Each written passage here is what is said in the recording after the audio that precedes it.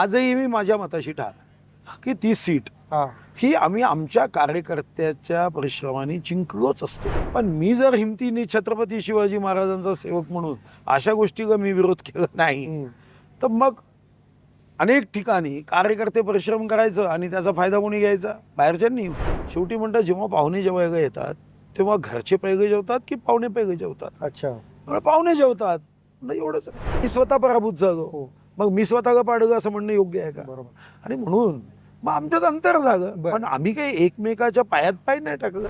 अच्छा पण आणखीन एक पुन्हा दबक्या आवाजाची चर्चा असं समजूया की जेव्हा चंद्रपुराच्या जिल्ह्यामध्ये काही इतर पक्षांचे नेते जेव्हा भाजपमध्ये घ्यायचे होते तेव्हा तुम्ही देवेंद्र फडणवीसांना विरोध केला, हे पण एक काही ठिणगी पडण्याचं काही कारण होतं का?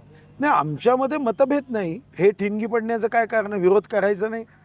मी विरोध तेव्हा केला आणि तो आजही किशोर जोगरे हो, हो, हो. आजही मी माझ्या मताशी ठार की ती सीट हा ही आम्ही आमच्या कार्यकर्त्याच्या परिश्रमाने जिंकलोच असतो. आजही ठाम.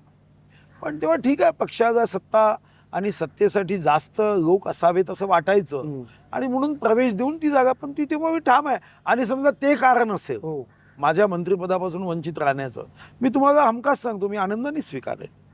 मला शेवटी माझ्या पक्षाचा कार्यकर्ता हा पक्षाचा आत्मा याची जाणीव आहे. आणि माझा कार्यकर्ता जर हा पक्षाचा आत्मा असेल आणि मी जर इतरांनी विरोध केला नाही, मी समजू शकतो. पण मी जर हिमतीने छत्रपती शिवाजी महाराजांचा सेवक म्हणून अशा गोष्टीला मी विरोध केला नाही, तर मग अनेक ठिकाणी कार्यकर्ते परिश्रम करायचं आणि त्याचा फायदा कोणी घ्यायचा? बाहेरच्यांनी. आजही अनेक कार्यकर्ते म्हणतात की साहेब काय आहे, 42 पैकी 9 फक्त भारतीय जनता पार्टीचे ओरिजिनल आहे. पण ओरिजिनल किंवा असा प्रश्न नसतो. ही काही प्रायव्हेट लिमिटेड कंपनी नाही आहे. बरोबर. आणि आम्ही काही या प्रायव्हेट लिमिटेड कंपनीचे कर्मचारी नाही की सर्व डिव्हिडंड, पे स्केल, सॅलरी, वेतनवाढ हे आम्ही घ्यायची. बरं. शेवटी आम्ही मिशननी काम करतो. 13 वैभव अमर रहे मग हमदीन 4 राहणार आहे. मग अशा प्रसंगात हा प्रश्न नाही. आणि म्हणून तुम्ही जो विचारता की 42 पैकी 9 आहे, मग 10वे तुम्ही का नाही? म्हणजे हे प्रश्न गैरलागू आहे. 9 नाही, उद्या 0 जागे तरी चालेल. शेवटी म्हणतात जेव्हा पाहुणे जेवायला येतात तेव्हा घरचे पैगे जेवतात की पाहुणे पैगे जेवतात? अच्छा पाहुणे जेवतात. नाही एवढंच आहे. ओके. तुम्ही एवढं सगळं पॉझिटिव्ह बोलता, हे करता, तुमचं आणि हंसराज अहिरांचं का पटत नाही या प्रश्नाचं उत्तर तुम्ही? नाही, पटत नाही असं नाही. 2019 मध्ये बरं त्यांनी जेव्हा आरोप केला तेव्हा मी अंतर ठेवलं. पण असा खोटा आरोप मी कसा सहन करणार? ओके. माझा काही संबंध नाही. पण असंही म्हणतात आता मी स्वतः पराभूत झालो, मग मी स्वतःला पाडलं असं म्हणणं योग्य आहे का? बरोबर. आणि म्हणून मग आमच्यात अंतर झालं. पण आम्ही काही एकमेकाच्या पायात पाय नाही टाकलं.